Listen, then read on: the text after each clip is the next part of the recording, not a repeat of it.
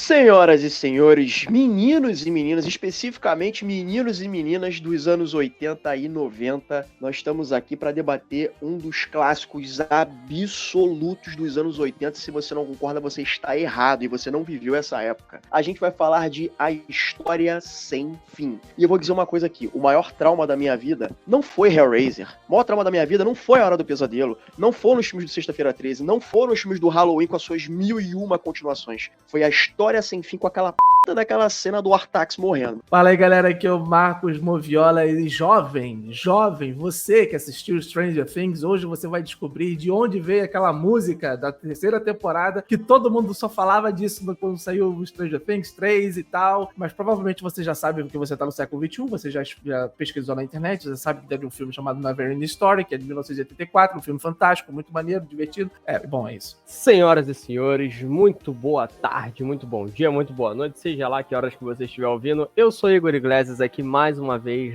da página do Instagram Cinevilas e eu digo uma coisa pra vocês, História Sem Fim não é um filme pra criança não, hein?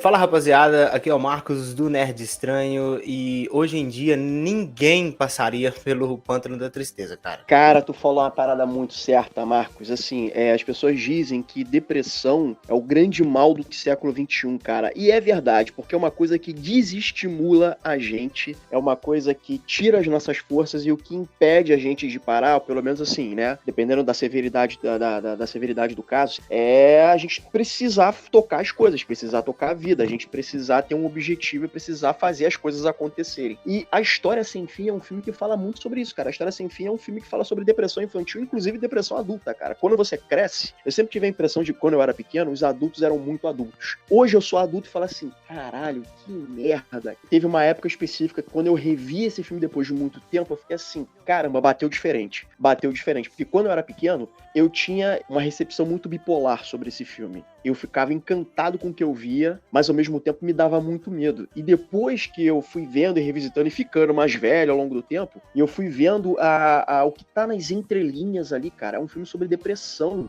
Mas é um filme sobre depressão e sobre você perder os seus sonhos e cair no esquecimento, né? Eu fiz até um paralelo, na época até, quando eu revi esse filme, eu fiz até um paralelo com Alzheimer também, de você perder, ficar no nada, você deixar de existir, sabe? E a linguagem usada por esse filme é uma linguagem que atrai tanto crianças quanto adultos, sabe? Eu acho que é um filme que consegue dialogar perfeitamente com diferentes faixas etárias. Mas só depois de crescido que a gente se dá conta sobre o que o filme fala, né? Cara, História Sem Fim foi um filme que, como o Marcos já falou, eu conheci por causa de Stranger Things. Eu sou o jovem da galera, eu cresci nos anos 2000, então eu não tive contato com esse filme, né, na minha infância. E aí, quando veio Stranger Things 3, que foi uma das melhores temporadas da série, e lá naquele finalzinho, eles cantam, né, a música tema, o Neverending Story, e ali me despertou a curiosidade de ir atrás, de ver de onde veio aquilo, de qual que era a referência, e cara, eu me deparei com um filme surpreendentemente bom,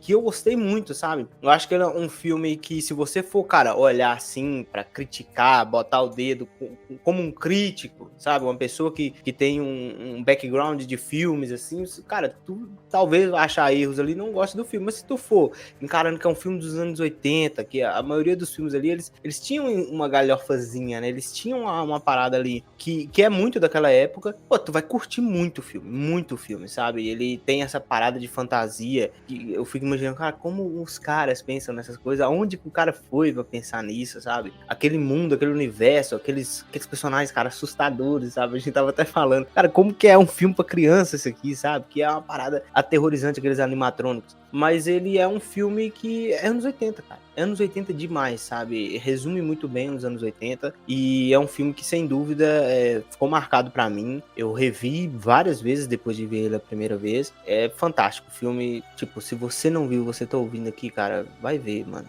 Vale muito a pena, é um puta filme.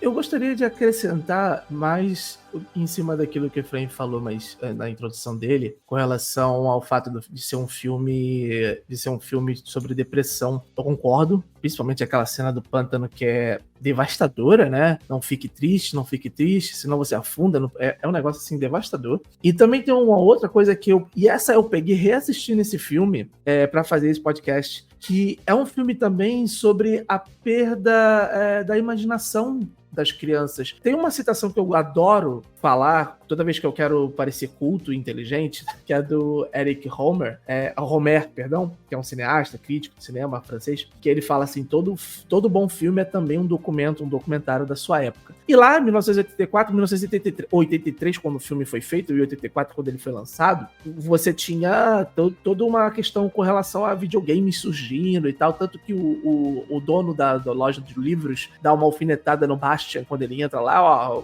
aqueles lugares que fazem bibibi, é pra lá, pra aquele lado. E o Bastian não, eu já li tudo, eu já li 20 mil léguas submarinas, eu já li Senhor dos Anéis, eu já li o Mágico de Oz, já li tudo isso, o cara fica impressionado, porque ele achava que aquela geração estaria perdida pros videogames, ou estaria perdida pro mundo mais tecnológico, e perde a imaginação. Algo que foge completamente das características do Bastian, quando o pai dele, ele questiona o filho, ó, a professora tá falando que você tá desenhando cavalo, eles não são cavalos. Cavalos é muito mundano, isso, cavalo existe, eu desenho unicórnios, que é fantasioso, que é da imaginação. E o Bastian, além disso, e a metalinguagem do filme faz com que o Bastian, ele preencha o universo de fantasia, a Fantasia, de uma maneira muito, muito interessante, porque o Atreio, quem dá forma ao Atreio é o Bastian. Se vocês repararem, quando o Atreio é citado pela primeira vez por aquele emissário lá da Imperatriz Menina, ele fala que é um guerreiro que vem do povo das planícies, e o Atreio não aparece. Mas quando o Bastian corta pro Bastian e ele começa a imaginar o Atreio, ele olha pra mochila dele e tem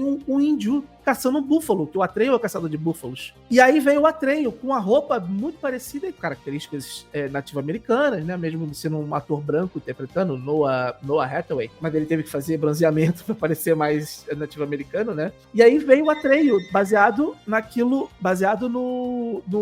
imaginação do Bastian.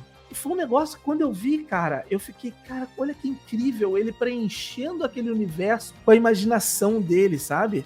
E isso, é isso também que o filme fala, mais pra frente, o Gmork, que é aquele lobo e tal, ele fala, olha, Fantasia não tem limites, ele é só limitado pela imaginação humana. Esse próprio vilão, esse próprio monstro, o Gmork, surge depois que o Bastian vê o formato de um urso, de um lobo, e se assusta com isso e é transportado pro universo. É um filme com camadas, é um filme que sim fala de depressão, mas também fala da falta da imaginação, sabe? E é um filme que me tocou muito de novo quando assisti dessa vez, sabe? Eu diria até, Marcos, que o filme tem uma pegada nihilista, tipo assim, cara, nada tem significado, sabe? Tudo que tem nessa vida que a gente vive, as horas que a gente trabalha, as pessoas com quem nós andamos, as risadas que nós damos, as lágrimas que a gente chora, nada disso tem significado pro nihilismo, que haverá o fim das coisas. Cientificamente falando, o universo vai acabar daqui a trilhões de anos. Nada do que a gente faça ou deixa de fazer vai ter desdobramento, porque tudo vai se acabar. E aí entra esse artifício da história, esse artifício poético, que é, através dos sonhos, nós podemos recomeçar tudo. E fantasia tá morrendo porque as pessoas não estão tendo mais desejos, não estão tendo mais fantasias, não estão tendo mais vontade de fazer as coisas. É por isso que fantasia tá acabando. E aí, o lobo, né, que é o Gmork lá, sei lá qual é o nome do lobo mau que aparece lá, que inclusive eu acho uma ótima, né, essa coisa do lobo mau, né, a figura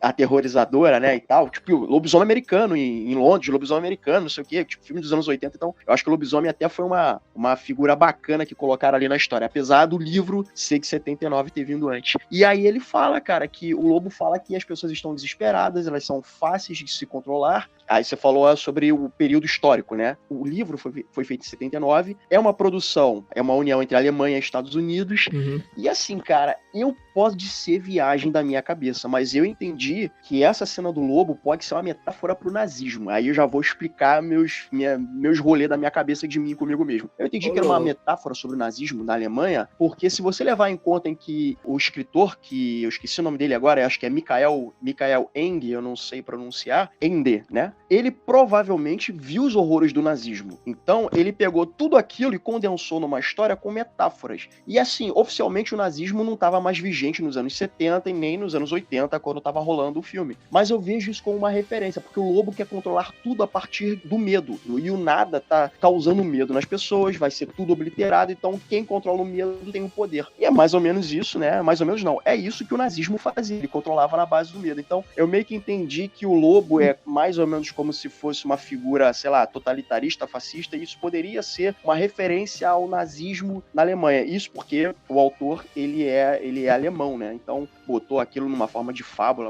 uma forma de fantasia, além de ter essas questões nihilistas e ter essas questões sobre depressão infantil e adulta.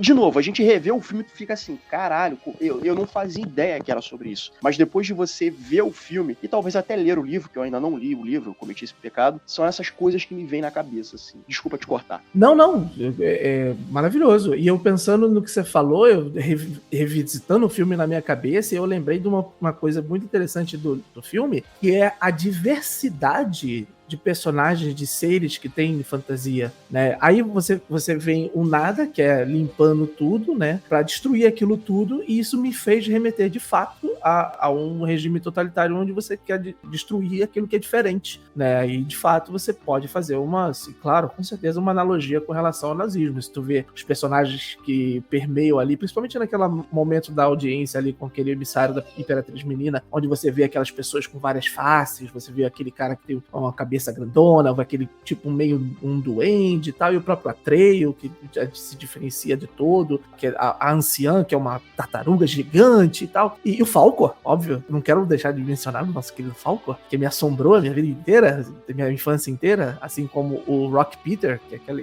coisa de pedra que me dava pesadelos, mas é um universo absolutamente diversificado que não só conversa com a imaginação, mas dentro dessa interpretação que o Efraim trouxe, pode se, sem dúvida nenhuma, se encaixar numa analogia ao fascismo nazista, né? Cara, eu queria começar falando sobre a minha experiência com esse filme, que foi a seguinte: eu nunca tinha visto esse filme, eu na verdade nem tinha ouvido falar, cometi esse pecado também, e aí o Efra no outro dia falou, gente, vamos gravar sobre História Sem Fim, que não sei o que, aí eu não pesquisei nada sobre o filme, não vi trailer, não li sinopse, review, nem nada. Entrei lá no HBO Max e dei o play. E, cara, que filme bizarramente bom no sentido da imersão, porque a primeira coisa que eu peguei no filme foi a imersão do Bastian. Ele é um menino que ele tá tendo essa depressão pós a morte da mãe dele, e tudo que ele precisava era um contato com alguma coisa que ele curtisse, que era a leitura, e acaba refletindo a mim também no sentido de, ele pega o livro, ele vai para um lugar onde ele possa ficar sozinho, relaxado e calmo para poder ler e entrar naquela história, e eu faço muito isso quando eu quero ver um filme em casa, ou ler alguma coisa em casa,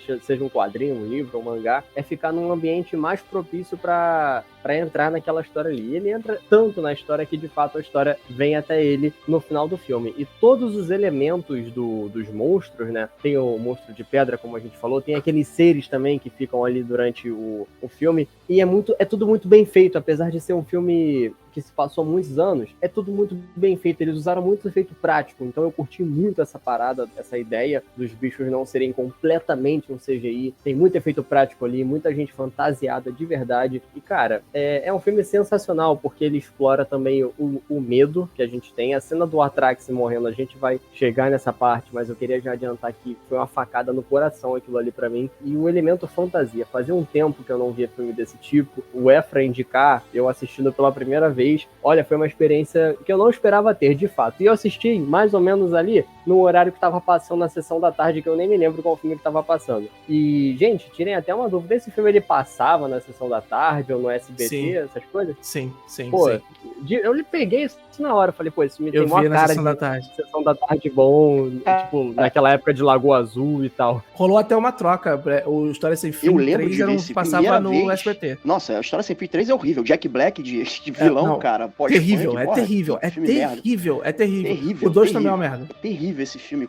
O 2 é assistível até. É meio merda, assim, mas é um merda assistível. Mas, assim, a História Sem Fim, o primeiro, eu lembro de ter visto a primeira vez foi no SBT. Pode ser até que tenha passado na Globo ou algum outro canal aberto, mas a lembrança que eu tenho é de passar no SBT. Inclusive, eu lembro da chamada falando olha, eu era muito pequeno. Pela primeira vez na TV, a História Sem Fim no SBT. Eu lembro disso, eu era muito pequeno. E é de novo, né? A gente é criança, né? É um filme que me impactou muito porque me assustava. Mas ao mesmo tempo que me assustava, a comparação que eu faço atualmente é com os Irmãos Grimm, por exemplo. Os Irmãos Grimm contavam fantasias, contavam fábulas, mas na verdade, com um toque de terror. Aí eu me senti assim, vendo a História Sem Fim. Tipo, era um negócio que tinha uma pegada meio macabra, tipo assim, cara, como é que essa pessoa bolou essa história e tal? É um bagulho que me assusta, mas ao mesmo tempo é um bagulho que encanta, porque o filme, ele é bonito visualmente, sabe? Porra, a Torre de Marfim da Imperatriz Menina, sabe? A menina como Imperatriz Menina, sabe? É um negócio muito bonito, um negócio muito lúdico e tal. O Falcor, né? Que, tipo assim, quando tu pensa no filme, tu lembra porra, é o dragão com cara de poodle, porque pra mim aquilo ali é um poodle voador. Eu sempre achei que fosse um cachorro quando era pequeno. É marcante, mas pro autor não foi. Pro autor, ele teve várias divergências criativas ali, porque o autor odiou o filme, ele pediu até pra retirarem o nome dele nos créditos do filme, porque o cara odiou a porra do filme. Mas ele tá errado numa coisa, sabia? Porque ele não gostou do filme, porque o filme só pega metade do livro. A cena em que ele dá o nome pra Imperatriz Menina e instaura fantasia é a metade do livro. Depois o Bastian vai pra fantasia. Só que eu acho que ali é realmente um ponto de fim. Cara, eu tenho um conflito, resolvi o conflito, restaurando aquele universo. E é isso. Acabou o filme. Qual o problema? Eu achei ótima a ideia. O Atreio no livro é verde. O Atreio no livro é verde. Ele é verde. Ele é Gamora. Entendeu? Aí, pô, é bizarro, assim, certas coisas. Né? Por isso que eu acho que essa versão da ideia da imaginação e tal, de trazer o próprio Bastian da forma ao Atreio, eu achei bacana. E, assim, uma coisa eu concordo com ele no final dele usar o Falcon pra se vingar dos bullies. Eu adoraria fazer isso com os bullies da minha escola. Puta que pariu. Mas, enfim, aí eu concordo com o Michael Ende, mas o fato do filme terminar onde terminou, pra mim, é excelente, assim. Resolveu o conflito, acabou o filme. Vai gerar outro conflito? Não faz sentido. Eu fiquei sabendo, assim, eu não li o livro, eu preciso correr atrás do livro. Gente, eu tenho muito livro em casa e eu não consigo ler mais de um livro ao mesmo tempo. Eu não consigo, não sei se pra vocês é assim. E eu tô ligado, mais ou menos, que no livro é o seguinte. Nesse ponto em que tá a Imperatriz Menina conversando com o Bastian, o Bastian pode fazer quantos desejos ele quiser. Irmão, quantos desejos ele quiser. Vai dar merda. E é o que acontece em fantasia. Que é justamente a segunda metade do primeiro livro, que ele começa a fazer desejos demais, a parada começa a fugir do controle e o Bastian meio que vira um antagonista ali e tem que começar a cortar as asinhas dele. Eu não sei ainda detalhes, eu preciso ler, eu nem procurei detalhes para justamente não tomar spoiler. E isso é mais ou menos abordado, mas de forma bem livre, no segundo filme. No segundo filme é um elenco totalmente novo, uma produção totalmente nova, enfim, quem tava no primeiro filme não tá no segundo. Rola que o Bastian começa a fazer desejos e desejos e desejos, e a cada desejo que ele faz, ele passa a esquecer detalhes da vida dele. Ele passa a esquecer quem ele é, quem é a mãe dele, quem é o pai dele, ele começa a esquecer. Mas esse é o livro, e a segunda metade do livro, é porque você falou primeiro livro, é que só tem só existe o livro História Sem Fim. Sim, perdão, a primeira metade do livro. Na segunda metade é exatamente isso. Ele vai reconstruindo fantasia com os desejos e tal, e ele meio que perde a memória. Por isso, quando tu falou de Alzheimer, lá no início do programa, eu falei, caraca, o Efraim matou, porque rola isso também, dele perder a memória e perdendo, sabe? Tem essa parada. Um ponto muito importante é que a gente, quando assiste esses filmes, quando somos mais novos, né, quando temos praticamente a idade ali do Bastian, a gente sempre tem uma visão muito fantasiosa sobre aquilo ali. A gente nunca enxerga o outro lado, o lado da depressão, o lado das dificuldades dos heróis no filme. E a gente vendo agora, eu assisti o filme agora pela primeira vez com 24 anos, eu tomei essa porrada. Eu tenho certeza que se eu visse ele quando eu tinha ali os meus 8, 7 anos, eu ia achar uma produção completamente divertida. Não que ele não seja, ele é um filme divertido porque ele te entretém, mas eu ia achar uma coisa, sabe, aquele filminho que tu comenta na escola com teus amiguinhos, mas sem ver o lado obscuro da coisa, que é o que ele realmente tá passando ali pra gente, saca? E volto a dizer sobre a parte gráfica do filme, que é tudo muito detalhado. Eu também pensei que aquele bicho era um cachorro, assim, ele tem o visual de um cachorro, meio um labrador ali, ou alguma coisa assim. E é tudo muito bem cuidado no filme. Os atores, aquele lance, quando ele chega naquele comitê ali que eles estão se reunindo para saber o que vai ser feito, e chega uma criança e o cara fala, pô, você é uma criança. Cara, aquilo ali é uma quebra de uma expectativa muito grande, tanto pra gente quanto pra eles lá no filme mesmo. Não é o Atreio, é o Bastian. É o Bastian se jogando ali, entendeu? Com a roupa de um indígena. E é muito da hora isso. E, tipo, o visual do lobisomem é totalmente um lobisomem americano em Londres. Eu só conseguia ver aquele lobisomem daquele filme no nesse bicho que a gente tem aí. Agora, uma parada, eu não sei se no livro é assim, não é que eu acho que seja uma quebra de expectativa, mas assim, eu esperava até um pouco mais. A luta entre o Atreyu e o lobisomem, ela é extremamente rápida. O bicho simplesmente pula na direção dele e ele enfia lá uma pedra, uma madeira, eu não lembro, e a luta acaba ali. Aí, eu acho que é rápida também pelo sentido de ele não tem medo de nada, ele tomou coragem, ele superou todas as barreiras que ele tinha durante o filme, e chega naquele momento ali onde ele tá, tipo, invencível, ele derrota o inimigo com a maior facilidade possível. Eu não sei se o filme tá querendo dizer isso, ou se simplesmente, de repente, não tinha um orçamento pra fazer uma luta grandiosa. Eu acho que foi isso. São limitações. Tanto que o menino que faz o Atreyu, o Noah Hathaway, ele quase perdeu um olho nessa cena, que o agarra Sim, se for bobear, eles meio que aumentaram isso. Eu imagino que deva ter dado algum problema. Perdeu um olho, foi foda. Mas não é CGI, lembra disso? Eu acho que deve ter dado animatrônico. algum problema. Animatrônico, deve ter dado algum problema ali, o bicho caiu em cima, deve ter resvalado a pata na cara do garoto e falaram, fudeu, o maluco perdeu o olho. Cara, eu acho que não chegou a tanto, não. E vale lembrar que ele era uma criança. Exatamente. E assim, ele era uma criança, não tinha como fazer muita coisa por limitação técnica. E assim, mano, se o garoto realmente tivesse machucado de uma maneira bizarra, cara, ia aparecer no filme em algum momento, cara, não é possível. Ia aparecer uma cicatriz, ia aparecer alguma coisa que tu fala assim, tá estranha essa cara desse garoto aí. Eu sei que ele caiu do cavalo, tem cena que ele caiu do cavalo, o cavalo pisou nele, mas graças a Deus não foi nada sério e tal. Mas assim, ele se machucou algumas vezes, né? Mas assim, eu acho que não foi nada permanente, porque se fosse a gente teria percebido assim, né, a cara, o rosto dele retalhado, alguma coisa assim. Inclusive, outra curiosidade sobre o ator, a voz que a gente ouve no filme não é dele. Ele foi dublado. Como assim, Brasil? Ele foi dublado, que a voz dele era muito fina. Aí a maior parte dos diálogos dele foi dublado por outro ator. Caraca, meu irmão. Uma dúvida grande aqui. Vocês viram esse filme dublado ou legendado? Eu vi legendado. Quer dizer, dublado eu vi na época, né? Tem um erro na dublagem, na verdade, né? Não sei se vocês estão ligados. Chega nessa parte, fala aí.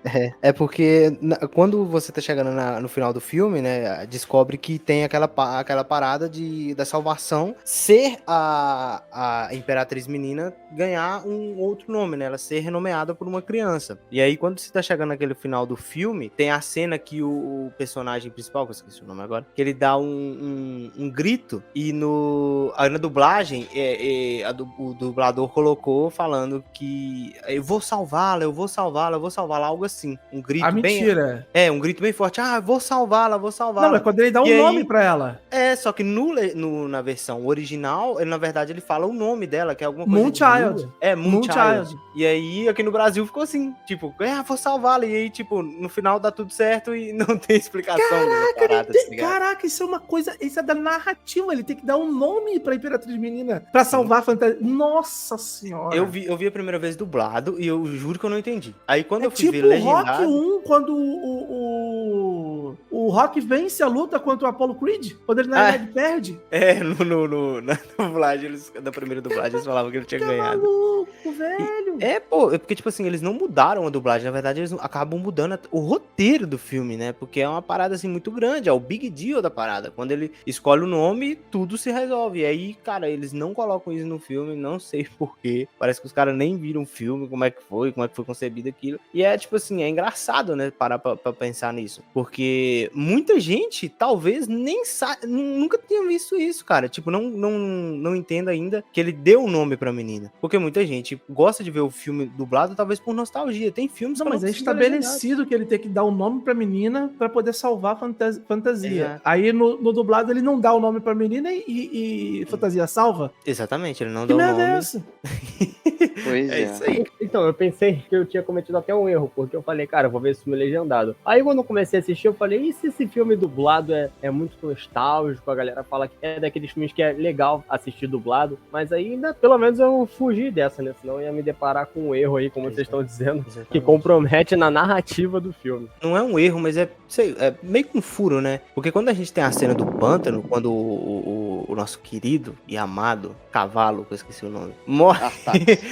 Artax. Quando Artax morre, ele morre porque ele ficou triste, né? E aí o Pântano de Ceres é isso. Quanto mais triste você fica, mais você afunda. Só que E se a gente for parar nem pra fala pensar, o motivo, né? O cavalo só nem afunda, fala o nem motivo. fala por que ele afunda. Exatamente. No final do... Então naquela parte ali, quando o Atreio tá chorando, ela é pra ele afundar também, cara. Porque ele tá triste, pô. Só que ele não afunda no pântano. Mas né? olha Isso só, também vou defender o roteiro agora. O Eu Atreio, confesso que eu ele tenho essa tava- dúvida também, tá? Agora veio o meu Amigo. achismo. O Atreio, ele tava Capitão Nascimento, parceiro. Ele tinha uma missão pra cumprir. Ele não é que ele não ficou triste com a morte do cavalo dele, que é o melhor amigo dele. Que, por sinal, essa cena me destruiu, cara. Falou, porra, eu te Puta amo, foda. você é meu amigo. Caraca, vai tomar no c...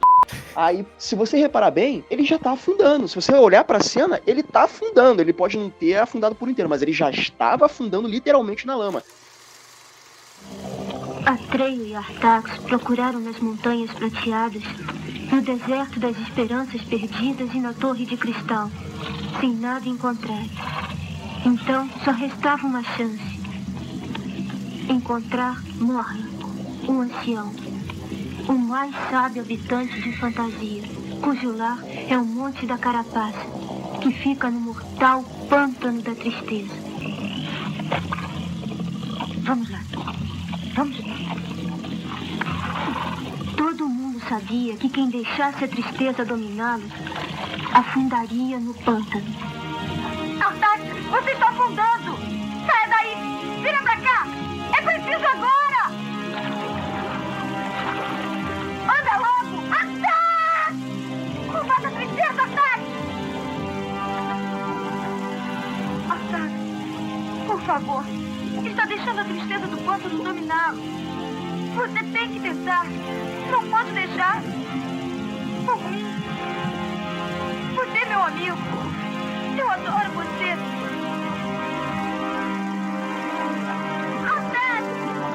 Cavalo burro! Tem que tentar, senão vai morrer! Força! Por favor!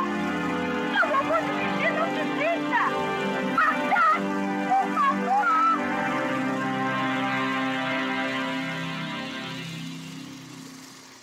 E aí ele vai andando pela... Eu gosto muito desse cenário. E ele vai tendo dificuldade pra andar, e aí ele vai afundando cada vez mais. Quem salva ele é o Falcor, porque ele olha pra cima, vê uma luz, o Falcor vai e leva ele. Se o Falcor não pega ele, ele ia morrer. Ou seja, ele estava afundando, mas ele estava afundando aos poucos. Mas o Falcon não aparece depois que ele encontra com a anciã? Eu acho que...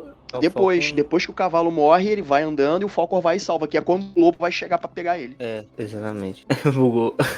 Buguei. Eu não tinha Não, é reparado isso mesmo, assim. é isso mesmo. O Falcor, ele aparece logo depois que a anciã conversa ali com a trio. Aí vem o lobisomem pra pegar ele. O lobisomem é ótimo, né? Vem o lobo pra pegar ele. Lobo mal. E aí, quando o lobo tá quase pegando, vem o Falcor e salva o trio. Agora, uma coisa que eu queria atentar aqui, eu gosto muito dessa coisa da quebra da quarta parede, né? Eu acho que a cena final ela é muito emblemática, porque assim, a Imperatriz Menina tá falando com o Atreio, e o Atreio, né, falando, porra, cara, tipo assim, não existe mais nada, assim, eles estão no espaço, é bem fantasioso mesmo, tipo assim, ele tá no Falcor no espaço, tá montando no Falcor, cabelos ao vento, e até onde a gente sabe, né, não tem vento na porra do espaço, mas tudo bem, é fantasia. Aí ele tá lá cavalgando no Falcor voando, e eles encontram a torre e vão lá falar com a Imperatriz Menina. E aí a Imperatriz Menina fala que ela explica essa coisa de ela precisa de um nome novo, dado por uma criança humana, parará, mas ele falando, cara, mas eu não encontrei essa criança, eu falhei na missão. Falou, não, você não falhou nessa missão. Esse garoto tá o tempo todo aqui, ele não tem noção da importância dele, e ele é a chave pra... Ele é a Lois Lane, ele é a chave pra resolver a porra do problema. E aí, a Imperatriz Menina, essa menina, ela acho que foram, sei lá, quantas mil crianças que participaram desse processo seletivo. Caralho, tem uma cena que a Imperatriz Menina, ela para e ela olha pra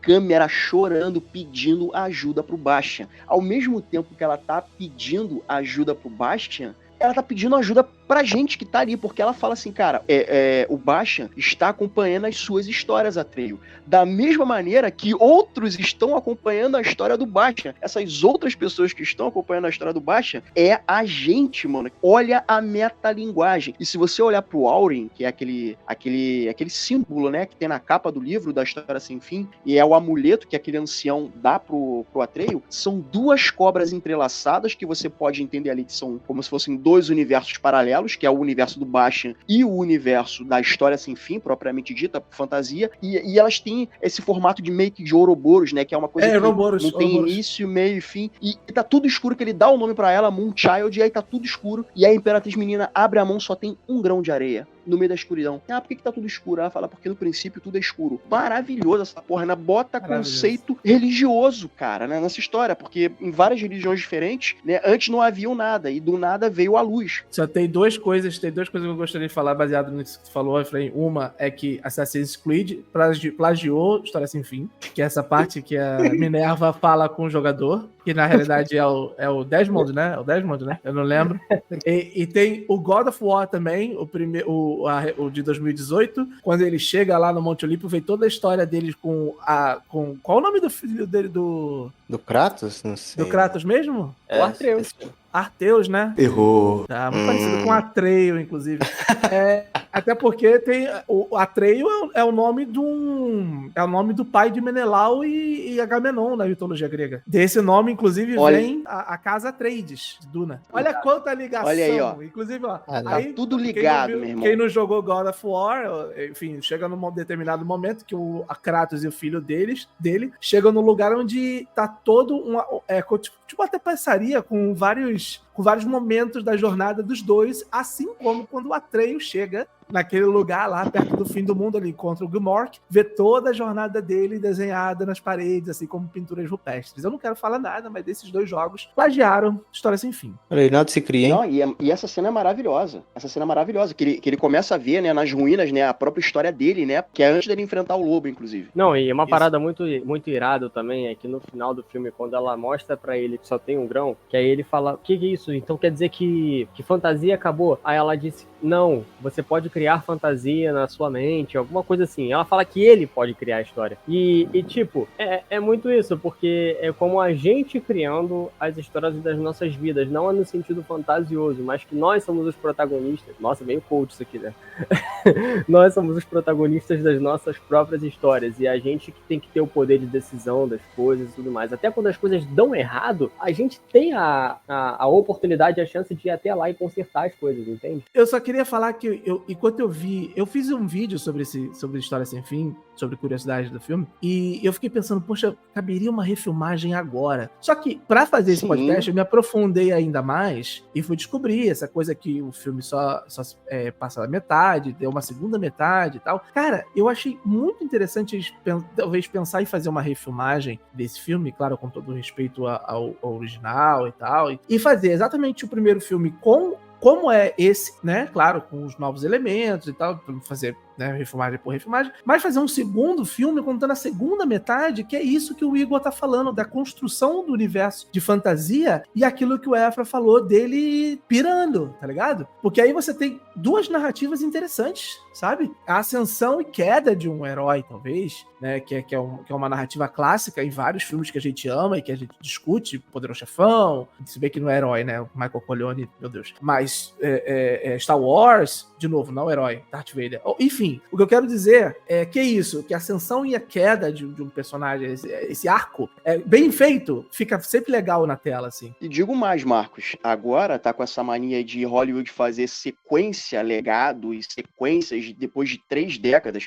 Tá aí, Top Gun, puta sucesso, consegue ser melhor do que o original. Fizeram recentemente aí, né, o Exterminador Destino Sombrio, que é uma merda, mas assim, eles desconsideraram as outras sequências e partiram depois do segundo. Então, assim, eu acho que meio que tá virando uma tendência do mercado você desconsiderar sequências e fazer assim, ó, essa aqui é que tá valendo. Então, se for uma coisa bem feita, eu acho que fica um negócio bacana, dando as suas devidas... Mas aí vem aquela coisa, né? A história se passa nos anos 80. Então, esse segundo filme, que abordaria essa segunda metade do primeiro livro, deveria ser ambientada nos anos 80, com toda a breguice da época, com toda... Aí tem que saber também se o público aceitaria isso bem. Também tem que ver essa questão e se o público aceitaria bem. Pô, os caras estão fazendo uma sequência, mas porra, não é nos dias de hoje. Porque você vai ter que ver o filme original, entendeu? Acho que... Mas, cara, Eu não sei, Rafael, porque assim, a questão do luto do Bastian com relação à mãe, a questão dele sofrer na escola, perseguição pelos bullies e tal, eu acho que é uma coisa que é até universal nos dias de hoje. Eu acho que não precisa voltar para os anos 80. Pode ser feito nos dias de hoje, inclusive revisitando isso que eu falei anteriormente, da questão da imaginação, porque hoje é muito mais real isso do que nos anos 80, que nos anos 80 a galera ainda, por exemplo, jogava RPG de mesa. Hoje a gente tá jogando Baldur's Gate 3, né? Então, assim, eu acho que daria para colocar a nossa época, sabe? Mas, assim, não tô descartando a possibilidade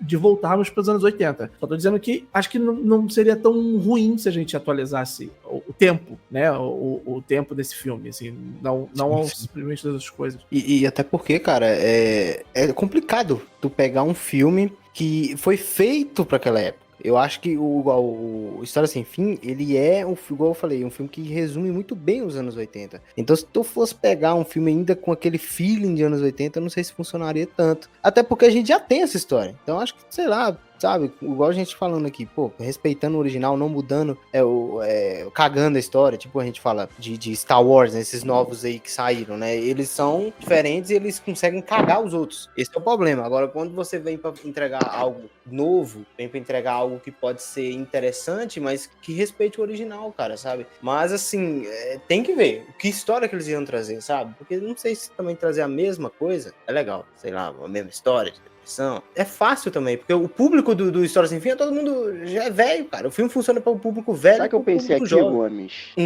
Disserte. Tem um filme chamado Doutor Sono, que se passa sei lá quantas décadas depois do Iluminado original, que também o Stephen King é aquela casa, né, do autor e filme, né, o autor odiar a obra cinematográfica. O Stephen King também odiou, assim como o Michael Ende odiou, né, ele é falecido, né, eu acho, ele odiou o primeiro História Sem Fim.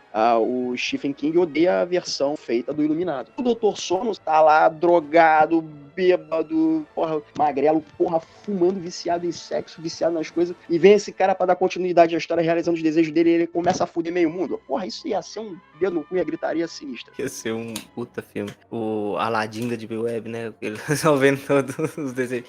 Mas assim, eu acho que funciona.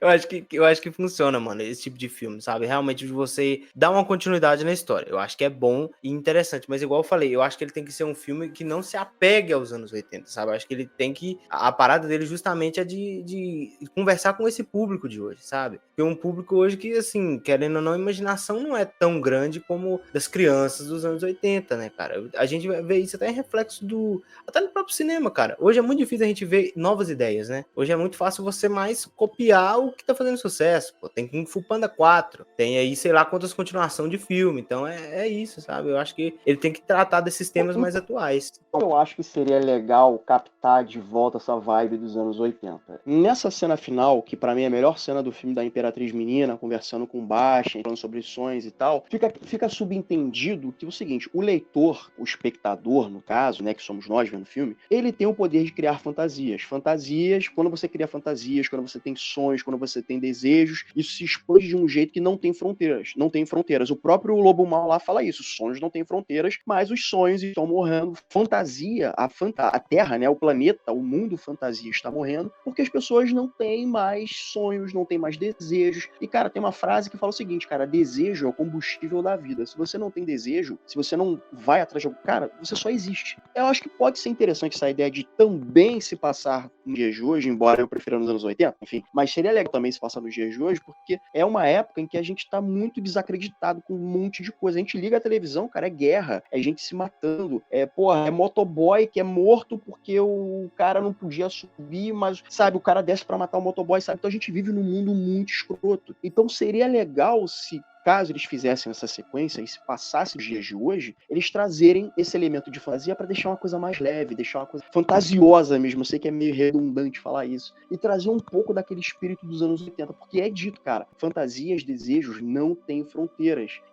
E fantasia está morrendo porque as pessoas estão esquecendo dos seus sonhos. Então, ter sonhos, ter desejos, é o que faz a fantasia esse mundo fantasia funcionando. Eu acho que seria um negócio interessante você ter essa coisa, expectativa expectativa e realidade. Você tem essa coisa de realidade e fantasia. A vida como ela é e o mundo como a gente gostaria, sabe? Matrix fala sobre isso, cara. Tem uma cena do Matrix 4, apesar das pessoas não gostarem tanto de Matrix 4, tem uma cena que eu já até falei sobre isso. O Neo tá cagando no banheiro, sentado no vaso, tem uma coisa escrita ali dizendo: é mais fácil você enterrar a realidade do que você abandonar uma fantasia, abandonar um sonho. Se passar nos dias de hoje essa sequência, seria bem bacana, essa coisa de expectativa, realidade, fantasia, mundo que a gente vive. Eu ficaria interessado em saber como é que eles trabalhariam essas duas coisas. Acho que pode ser uma coisa interessante, assim, sabe? Não sei. Talvez até colocando aí questões, sei lá, o niilismo, por exemplo, é uma coisa que fala muito sobre, que tá muito sobre esse filme, né? A gente tá numa década perdida, a gente tá num mundo perdido, não tem solução. Mas aí o filme vai lá e diz: não, tem sim. Se você tiver sonhos, se você tiver desejos, a gente consegue tocar pra frente e a gente consegue fazer as coisas melhores. Então, se trouxer essa roupagem, que eu acho que é um pouco brega, mas pros dias de hoje, numa história que se passa nos dias de hoje, eu acho que pode funcionar. Ou então que se passe nos anos 80 mesmo, mas que ainda assim consiga dialogar com o que a gente vive hoje em dia, nesses anos de 2020. Eu não sei, mas se tiver uma sequência, eu acho que pode ser bem-vinda desde que seja trabalhada melhor essas ideias, porque as sequências são horríveis, as sequências são pavorosas, assim, sabe? Não sei se vocês já viram, mas o terceiro é pavoroso. Então, eu acho que se voltar ao core da parada, pode sair uma coisa interessante, seja ela se passando nos anos 80 ou nos dias de hoje. Embora eu prefira nos anos 80, né? Porque eu tenho um fraco por anos 80. Não,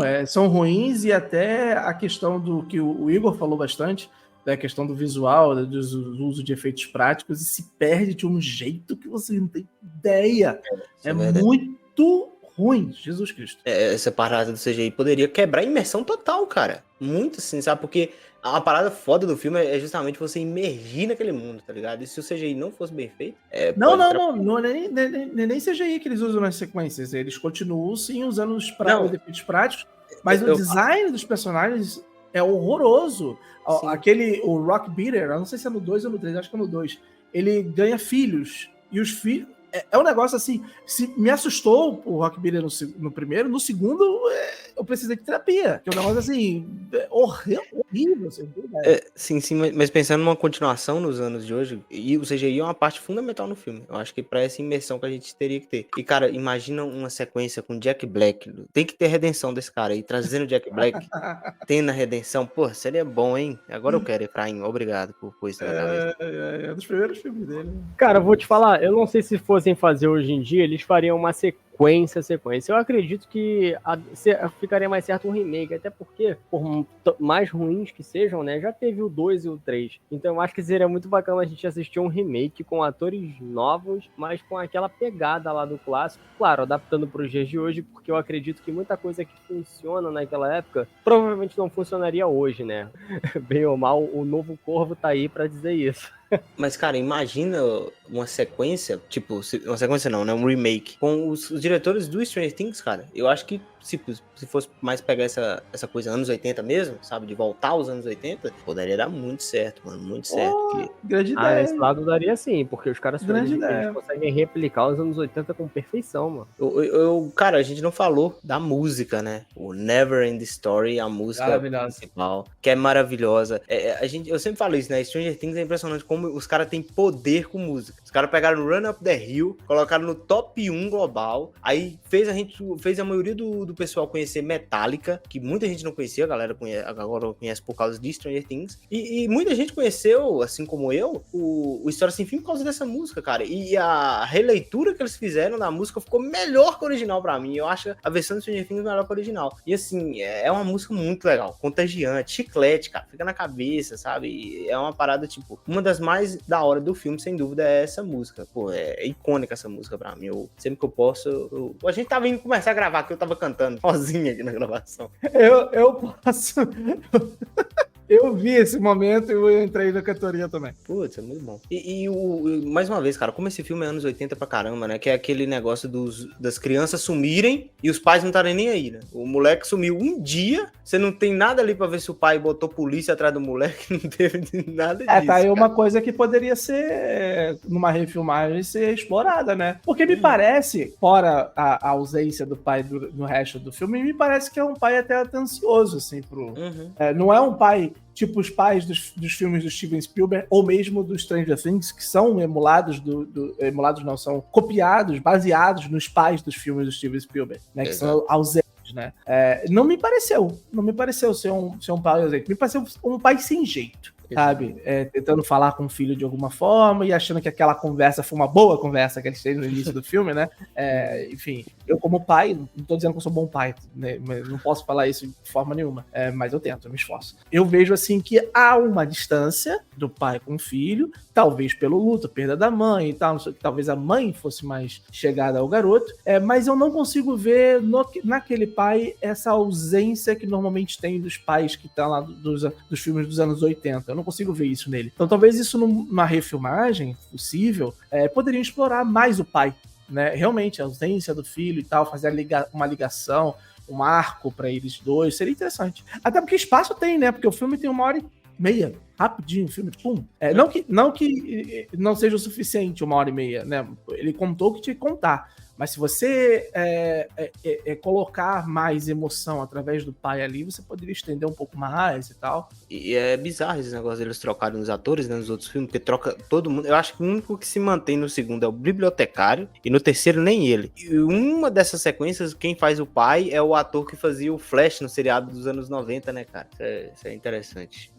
Parece que os garotos meio que não se interessaram tanto por atuação, porque a Imperatriz menina, ela não é atriz, ela é uma dançarina, acharam a menina lá no lugar, ela faz o teste aqui, vambora e tal. Aí a menina foi e só quis fazer isso. Os outros também não embarcaram, não. Tanto é que se tu for no IMDb, a foto do Noah Hathaway e do Oliver, Barrett Oliver, né, que é respectivamente o Atreyu e o Bastian, é a foto deles no História Sem Fim. Uhum. Não houve uma evolução grande, assim. Eu não sei se você sabe, Marcos, mas o menino que fez o Bastian no segundo filme, ele infelizmente cometeu suicídio aos 27, 28 anos. Eu não sei, eu posso estar trazendo uma informação errada aqui, que até me desculpe, mas o que eu ouvi na época é que ele tinha depressão, ele tinha uma questão interna ali, que isso é foda, sempre é uma coisa que merece atenção. Por conta disso, ele acabou tirando a própria vida, o que é muito trágico, né? Inclusive, esse menino que faz o Bastian no segundo filme, ele tá no filme original do It. Então, ele era uma promessa dos final dos anos 80, início dos anos 90. Até onde eu me recordo, ele era um ator razoável, mediano, ele chegou a aparecer numa série de Star Trek também, se eu não me engano, mas infelizmente... Cara, ele fez um filme com Chuck Norris, cara, em que ele usava a imaginação dele, isso é meio História Sem Fim, ele usava a imaginação dele e ele tinha o Chuck Norris como o grande herói dele, e ele treinava arte marcial. E ele tava misturando de História Sem Fim com o Karate Kid, e o Chuck Norris era essa figura idealizada que ele tinha na mente dele e tal. Assim, as cenas de luta não é ele que faz, né, mas é um filme interessante, assim, dos anos 90. Assim, ele era um ator que tava ali, sabe, participando de produções, mas aí, infelizmente, ele acabou tirando a própria vida. Ele fez Guerra de Heart com o Bruce Willis também. Esse filme que o Efra falou é o Unidos pra Vencer. Gente, eu não sei se vocês perceberam, tem uma cena, na verdade são duas, né, envolvendo as esfinges que tem os seios expostos e tal, que coisa que o autor odiou, e eu lembro de ver isso quando eu era pequeno e causar um certo constrangimento, né, porque assim, porra,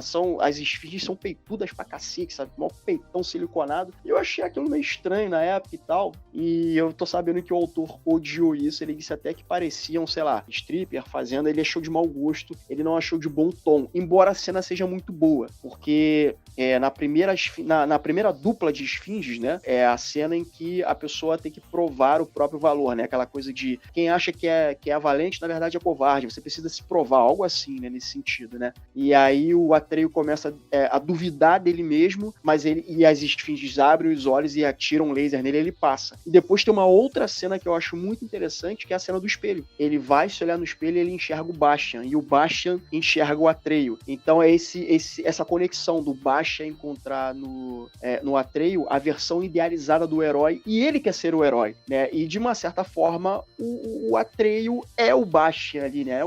Um é o espelho do outro, né? E aí depois vem a cena das outras esfinges e tal, que são as esfinges no gelo, né, e elas falam, né, que a grande parada do negócio, um garoto humano dá um nome pra Imperatriz menina, tarará, tarará, tarará, e aí eu fiquei pensando, porra, o Falkor salva o Atreyu do pântano da tristeza, eles têm que voar 16 mil quilômetros pra ir ao que interessa, porra, ele podia ter dado uma carona e parado na segunda esfinge, né, mas assim, é só um achismo meu, porque aí ia poupar muito tempo perdido, digam aí. Cara, eu acredito que que seja uma decisão, voltando lá nos seios enormes das esfinges, uma decisão artística, né? O autor não ter curtido aquilo ali depois. Eu não sei se na hora esses caras que estão produzindo a coisa, eles imaginam de um jeito e fica de outro, e depois eles até vão dizer para também, de uma certa forma, acabarem passando vergonha.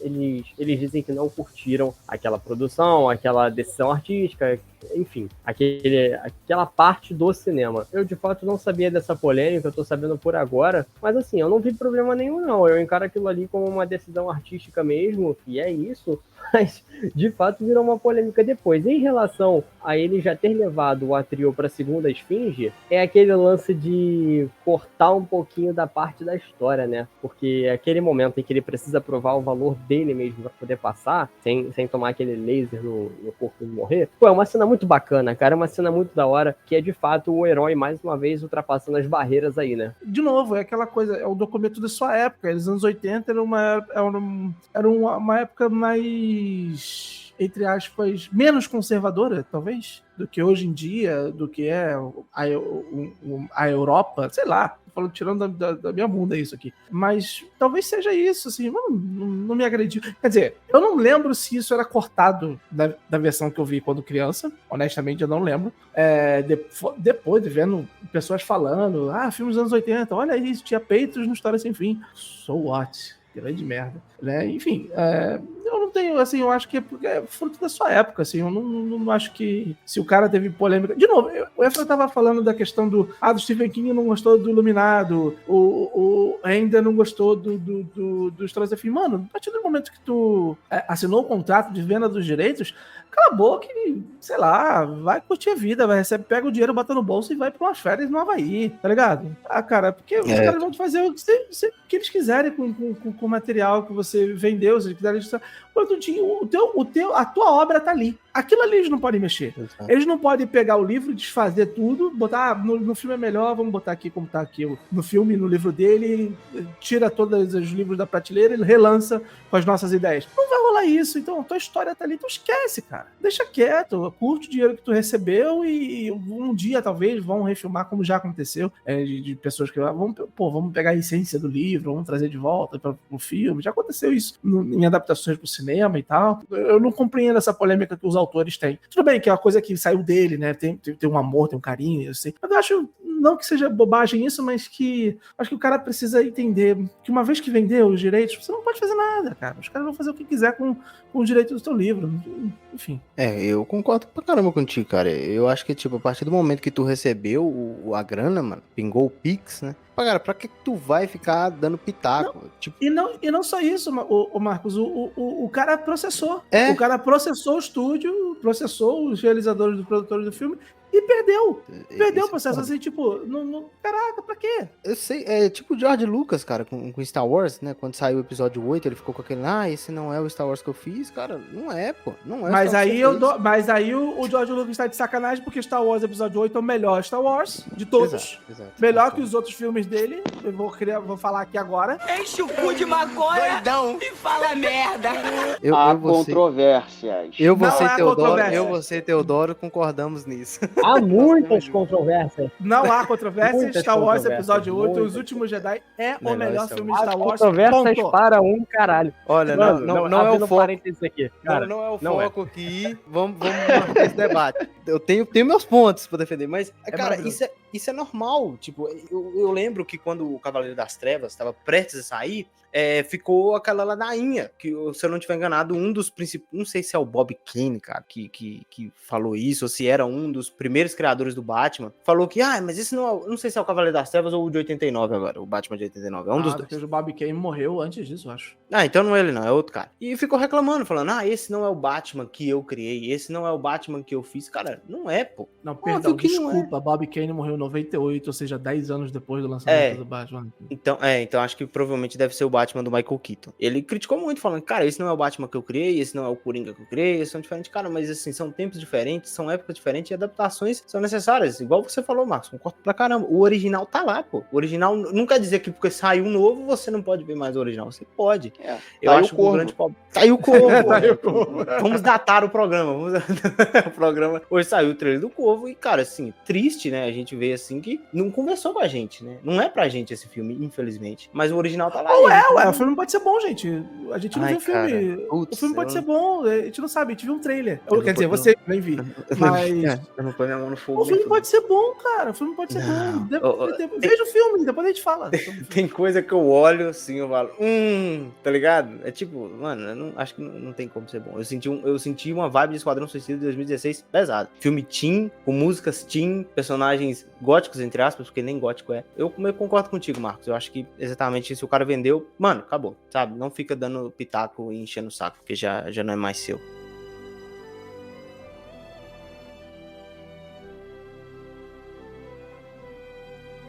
Galera, qual é a nota que vocês dão de 1 a 4 cadeiras para o maravilhoso A História Sem Fim? Eu dou 4 cadeiras justamente, puramente e exclusivamente e afetivamente por eu ter crescido vendo esse filme e ter me assustado, e ter me encantado, ter me apaixonado e esse filme ser uma parte muito importante da minha vida, assim como outros filmes dos anos 80, 90. Mas eu dou 4 cadeiras por questão afetiva, foi uma parte muito importante da minha vida. Bom, eu também, cara. Eu também dou 4 cadeiras pra esse filme. É um filme que eu revi poucas horas antes da gente sentar aqui pra bater esse papo. E é um filme, novamente, que me emocionou, de sair lágrimas nos olhos mesmo, me arrepiou. E eu vi esse filme quando eu era criança, talvez não me lembro do sentimento que eu tive. Eu revi esse filme pra gravar um vídeo lá pro meu canal e já tinha gostado. E agora, anos depois, eu vejo novamente e os sentimentos estão ali ainda. É um filme que eu não vou dizer que é atemporal por conta dos efeitos e tal. Não vou dizer que é atemporal em seu visual, mas é atemporal em seus temas. Eu gosto demais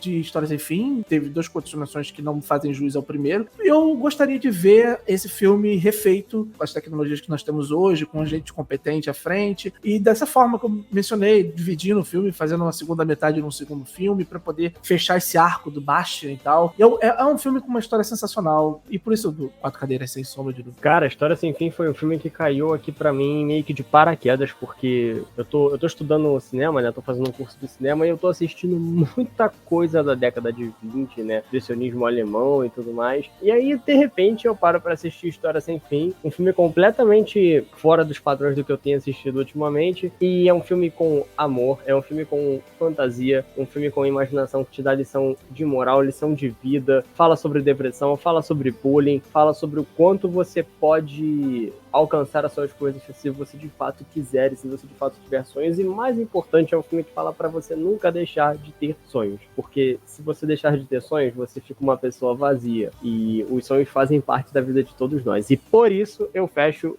História Sem Fim com 4 cadeiras. Vou dar minha nota com coração. Mano, vou dar 3 cadeiras pra História Sem Fim. Eu acho que é um filme, igual eu falei, vou muito pelo coração. Acho que é um filme que mexe muito comigo, eu gosto muito dele. Ele desperta coisas em mim, assim, que é emoções diferentes, sabe? Ele consegue ao mesmo tempo gerar aquela sensação de tristeza em algumas cenas, uma sensação mágica em outras. Apesar de, como o Marcos falou, né, dos efeitos, eu acho que é um filme atemporal, mano. Apesar dos efeitos, pra mim tá ligado? Eu levo ele no meu coração pra sempre. E tem uma das músicas que eu mais gosto aí, que é o Neverending Story Trilha. É um baita filme. E é isso, galera. A gente falou sobre A História Sem Fim, esse clássico absoluto. É uma grande referência pra mim. Vocês falaram aí sobre ter referências, sobre ser atemporal, e é bem verdade. Porque eu me vejo muito no Bastian. Acho que esse foi um dos motivos de eu gostar tanto desse filme. Porque quem não teve problema na escola com um cara valentão? Quem não se fechava do mundo e preferia ficar lendo um livro a ficar sociabilizando porque não ter muito traquejo, é muito tato com as pessoas? Então, em algum momento, as pessoas podem passar por isso. E são valores, são coisas universais, eu me identifico até hoje. E quando a gente cresce, a gente vê que o filme pega questões bem mais pesadas. E eu, infelizmente, também certas coisas pesadas nesse filme dialogam comigo, como todo mundo manter minha sanidade no dia a dia. Não vamos deixar o nada comer nosso cérebro. Se você tiver uma crítica, sugestão, quiser que a gente fale de um filme, de uma série, mesa pra 04@gmail.com, 04 numeral, ou então uma DM lá no Instagram, 5 estrelinhas lá no Spotify, no Deezer ou outros, porque senão, cara, o monstro do nada vem pegar a gente vai ficar no limbo esquecido. Então não faça isso. E dá lá as 5 estrelinhas.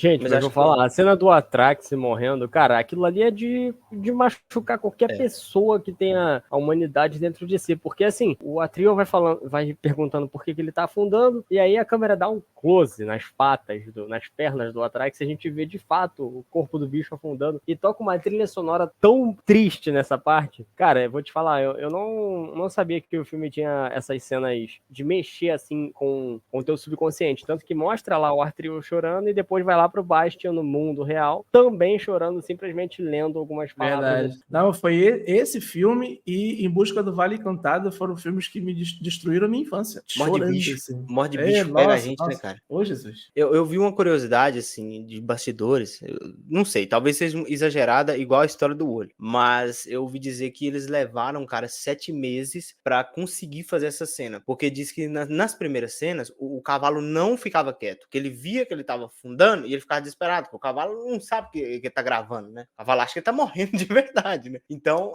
eles levaram uns 7 meses pra um adestrador conseguir fazer o cavalo ficar paradinho naquela cena pra ela acontecer. Aí, se é verdade, se levou esse tempo todo, aí... Tem um pouco de verdade, sim. Não que a cena demorou 7 meses para ser feita, que seria, né? Mas foram muitos meses de treinamento. 2 cavalos foram usados, né, para poder fazer essa cena. Foi bastante tempo para treinar os cavalos para fazer essa cena. Outra coisa que me veio aqui na cabeça agora, História Sem Fim é tão marcante que a série do Loki chupou isso. O Alioth é o nada lá, comendo tudo lá na série do Loki. Aí, ó, História Sem Fim. E tem um personagem na série do Loki chamado Ouroboros.